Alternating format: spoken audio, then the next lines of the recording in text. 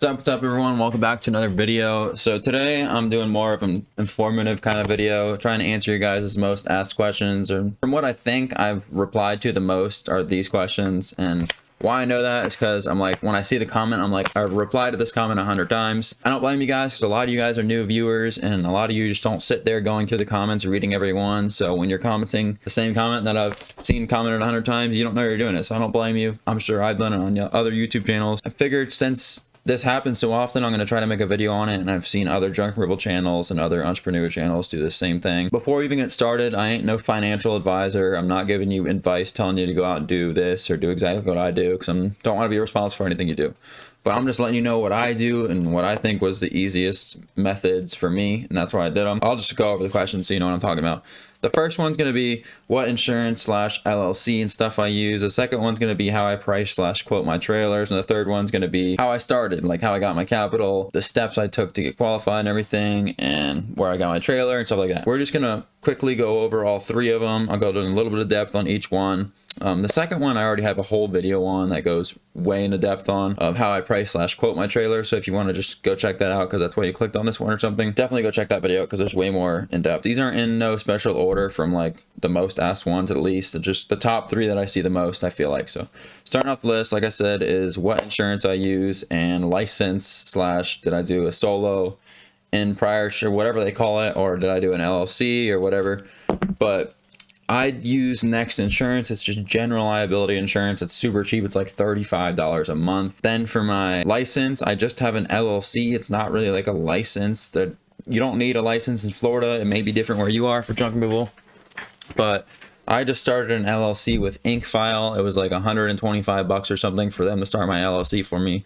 All I did was pretty much go in there and type in all my personal information, what I wanted my business name to be and all that, and then submitted it, and they started it for me. They let you know after like a certain amount of days that it gets approved because they got to check and see if the name's available and stuff like that. So that's what I did. General liability insurance is the only insurance I have, and then I have a LLC. So that's pretty much been fine for me. I haven't had no issues, but I haven't been in any serious complications or anything like that yet to even use my insurance or my LLC. Like hardly anyone ever asked for it. I think I had one job where I had to fill out a form because it was at like an older retirement home, and I had to put in my insurance and my business name and everything like that, and they just had to verify it. Like one job ever. I'm sure if I start doing commercial jobs in the future when I have employees working under me and stuff like that, obviously it's probably going to be more of a thing, and I'll probably need a different insurance policy rather than something that's $35 a month. I doubt that's going to cover anyone but myself. So that's number one. And then number two is going to be how I price / quote my trailer and how I price jobs, stuff like that. Like I said, I already have a video that goes in depth in this, so I'll probably link it above somewhere if I can, if I know how to do that. I've never done that before. I'll try after this video, so hopefully it's up there. If not, I'll put it in the description. But yeah, how I price, just to go over this real quick,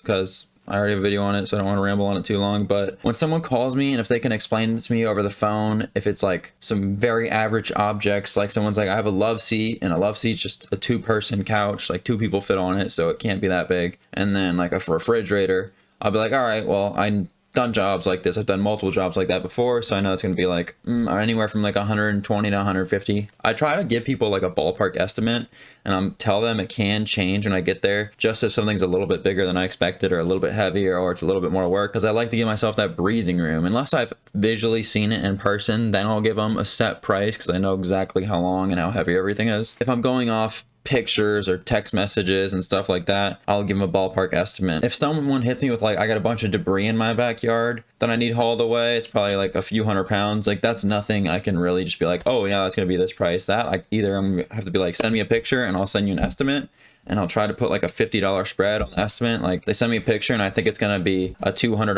load when I get there. Like that's how much I think it's going to be. I'll text them back saying that job for me would be anywhere from $200 to $250. So I go from what I think it's going to be. That's the lowest price I tell them. And then I just give myself that $50 breathing room just in case I get there and there's say like some center blocks under the branches or something that you couldn't see in the image, which happens to me 100 times. So I try not to quote stuff over image if the job's like debris and stuff like that, because it's so much harder to tell till you get there. Like before, I've done a flooring job where some guy said he had some drywall. This one's on my channel, but I've did this flooring job that I quoted for $150, and it was easily a $400 job. It was like 2,100 pounds of stuff, and it was just ridiculous. Took forever. The drywall was like wet and falling apart. Job took forever, even with the guy helping me half the time. So yeah, I pretty much just price from previous experience, and then when I was first starting, I would tell as many people as I could just send me a text message image of what they have, and I'll send them back an estimate. Or if it's a bigger job where I think it's going to be closer to a full trailer load, I'll just tell them, when do you have time for me to come look at it, and I give you a set price in person. Like I said, I go more in depth in my video that I already have posted on my YouTube channel, so if you want to check that out. But yeah, that's number 2, how I price / quote my jobs. Then number 3, so this one gets asked all the time, and I don't even really know where to begin, and people just ask me how I started, and that kind of goes back to the first one. I started with just going on Inkfile and signing up with an LLC, because I recommend doing that right off the rip. You don't want to just start junk removal with like no insurance, no LLC or anything like that, because if you say mess someone's property up or something like that, they can come after you, and it's just way safer to have an LLC and at least general liability insurance set up. People just trust you more, and you can actually run around with a name or a logo on your truck with magnets and all that jazz. When you're starting the business, how I started, immediately I got that set up. I got the insurance and LLC set up. And then I went on Vistaprint and I designed my own logo. It's nothing special. You guys have seen my logo if you've watched my channels before. It's nothing crazy, but it's simple. It's eye-catching, I feel like, a little bit at least.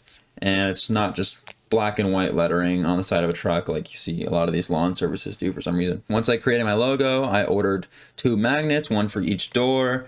Then I got a stack of 500 business cards, built my website. I actually started with a Harbor Freight trailer. If you guys go way back my channel, you'll see how I've actually grown this business a decent amount from when I first started, but just been reinvesting.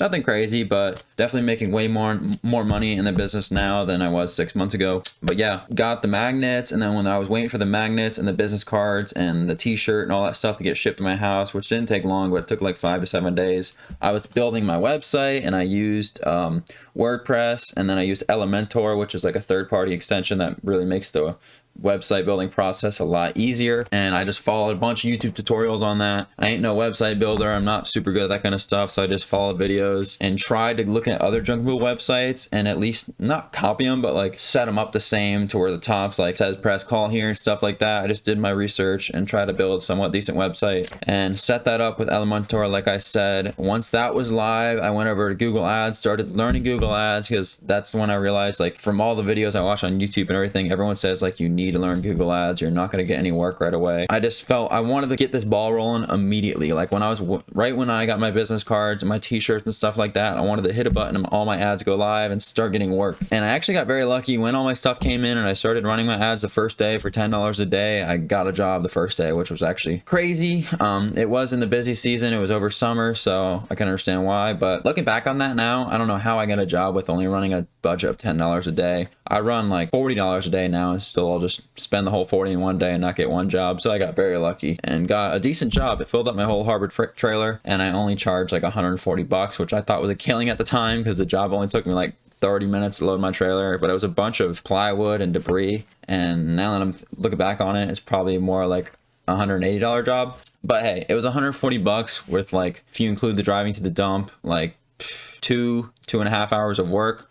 And that's when I was like, all right, these are serious numbers. I was super motivated. Then I just went home, put more focus and time on my website, tried to critique everything, tried to get my pictures updated, make everything look a lot more legit. I built a Facebook page. I started just trying to critique my Google Ads where they were spending enough money a day and I was getting enough jobs where it was at least profitable. Then I started posting on Craigslist here and there, and I started getting Craigslist jobs, and I just got very lucky right away. I was getting a decent amount of work a week. Not a lot, but like 3 to 4 jobs a week, which sounds like nothing because sometimes a job will only take an hour and a half, including the driving. So I was probably working 10-hour weeks, but I was still making $400, $500, $600, $700 some weeks just doing junk removal. And before junk removal, I was struggling to make $700 a week flipping couches, and that was backbreaking work. I had to flip a decent amount of couches a week to be able to make that $700 threshold. And then right when I started junk removal and started getting that rolling a little bit, I hit that $700 threshold pretty quick.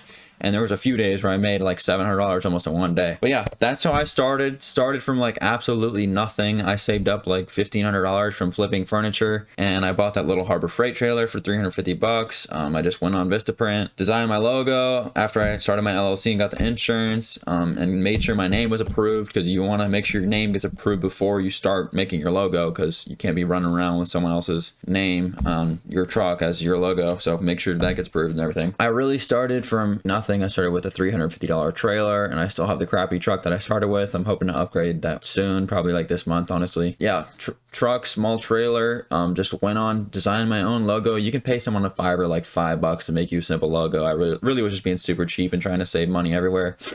I even use discount codes on the Vistaprint website to make my orders either ship for free or just be like 15% off or something like that. Vistaprint's always running like discount codes on the internet somewhere if you can find them. So I'd recommend doing that. But yeah, it doesn't take that much to start. A lot of people think you have to like go to some school and get some crazy license or be qualified. In Florida, at least, it doesn't. It's not that much. It's general liability insurance, $35 a month. LLC costs like $120 to make. If you want to do the Harbor Freight trailer, that's like, I think it's like $450 now from Harbor Freight, and you have to build it yourself. It takes a lot of time. I would recommend just trying to find a landscaping trailer on Facebook Marketplace, anywhere. Anything that's at least 10 feet long. It's got to be at least 10 feet long and 6 feet wide. You can do a 5x10, but you're going to be filling that thing up to the top and not being able to take as big jobs as you can. And it's just going to be inconvenient for the customer if you have to do multiple trips, especially if you're not close to the dump. So the bigger the trailer you can get to start is good. I wouldn't go any bigger than 6x14. That's bigger than what I have. The 6x12 that I use with the 4-foot walls that I built myself, me and my dad built, are fine. I rarely ever fill that thing to the top, but when I do, I'm getting a decent chunk of change, and it's like usually anywhere around $400. Yeah, a lot of people are so worried about how to start. Really, just start. That's the biggest step. That's where a lot of people mess up, and a lot of people just don't ever end up getting started. So that's the best advice I could give you, is just start. And it doesn't have to be the exact same way I did. You don't have to use Next Insurance. There's other people out there. You don't have to do an LLC. I'm pretty sure you can do a solo and proprietorship or whatever they call it. There's other ways to do it, and it's going to be different wherever you live if you don't live in Florida. So definitely check what qualifications you need in your area, what insurance you need, stuff like that. But I was just letting you guys know what I did, because I get those kind of questions all the time. So I hope I answered most of your guys' questions. I only answered 3 questions, but I'm hoping a lot of people that clicked on this video got some more knowledge and learned something from the video, because that's what I try to make it for. Obviously, that's what all my videos are for. I'm rambling like I always do. Hope you guys enjoyed. Hope you got something out of this video, and that's all I got for this one. So I'll see you guys next one. Peace.